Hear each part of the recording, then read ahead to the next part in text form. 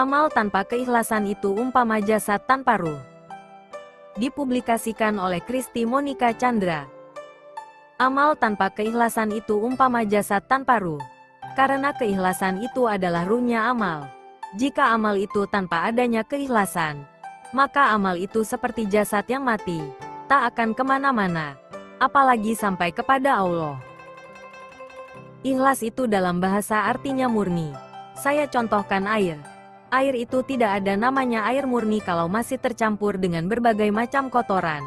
Ada air, limbah, bekas cucian, kotoran manusia dan lain-lain. Air gat yang berwarna hitam itu tidak ada orang mengatakan itu air murni. Air dikatakan murni itu kalau segala macam kotoran sudah tak ada. Tidak setitik pun kotoran di dalam air. Walau itu hal yang baik. Misal kopi, teh, jamu. Jika air bercampur jamu, maka orang akan mengatakan itu jamu. Jika air bercampur teh maka orang akan mengatakan teh.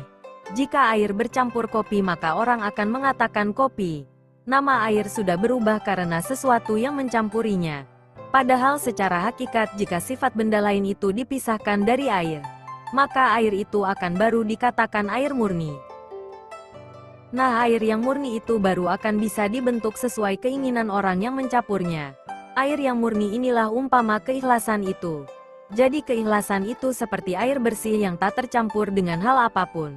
Karena keikhlasan itu tempatnya di hati, maka keikhlasan itu dinamakan ikhlas jika sudah bersih dari berbagai limbah iri, dengki, hasad, ujub, riak, sombong, sumah, syirik.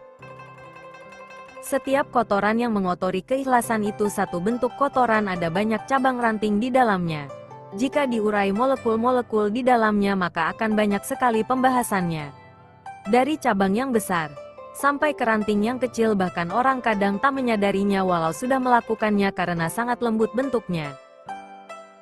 Manusia akan habis waktu jika untuk mengurai berbagai molekul yang menyebabkan ikhlas itu tercederai. Akan disibukkan dan habis waktu umurnya untuk memisah segala sesuatu yang bisa merusakkan amal. Makanya Allah berfirman, Aruhu min amri robi. Urusan ruh, ingat, di atas bahasannya. Ikhlas adalah ruhnya amal. Ruh itu urusan Allah. Ruh di sini adalah ikhlas. Ikhlas dan pembersihannya hati dari sifat tercela yang merusak keikhlasan itu urusan Allah. Yang bisa membersihkan adalah Allah. Kalau kamu menempati tempat kedudukan Allah sebagai orang yang membersihkan ikhlas, ruhnya amal, maka kamu akan menemukan kebuntuan. Karena ya bukan urusanmu. Kamu kerjakan seakan-akan itu adalah urusanmu. Pahami. Urusanmu adalah selalu berzikir kepada Allah. Mengingat Allah itu adalah wujud memasrahkan urusan kepada Allah. Berserah diri kepada Allah. Bagaimana menyerahkannya?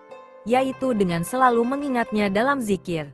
Siapa yang bertawakal kepada Allah, maka Allah yang akan mengurusi semua urusannya. Ketika kita berserah diri kepada Allah, maka Allah akan mengurusi pembersihan segala sesuatu yang mengotori keikhlasan kita. Bagi Allah kalau hanya membersihkan hatimu itu bukan hal yang berat. Allah itu mudah mengurusi alam semesta raya. Apalagi hanya hatimu yang kecil dan remeh itu. Ketika Allah mengurusi pembersihan hatimu, maka ikhlas itu akan memancar dari hatimu. Karena bersih dari kotoran tercela.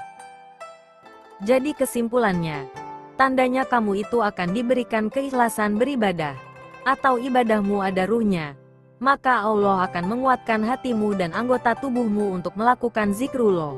Karena dengan zikrullah tandanya kamu dalam penyerahan segala urusanmu kepada Allah. Ketika kamu istiqomah zikrullah itulah Allah akan mengangkat derajatmu, sampai menjadi orang yang ikhlas. Tapi ketika kamu naik ke setiap derajat, maka Allah akan mendatangkan ujian-ujian, agar kamu layak diangkat dinaikkan ke derajat yang lebih tinggi, sampai kepada derajat ikhlas. Sebaliknya, jika kamu bukan termasuk dalam golongan orang yang ikhlas, maka kamu akan dijadikan jadi orang yang malas zikrullah. Zikir terasa berat. Dan sampai kapanpun kamu bukan termasuk orang yang ikhlas.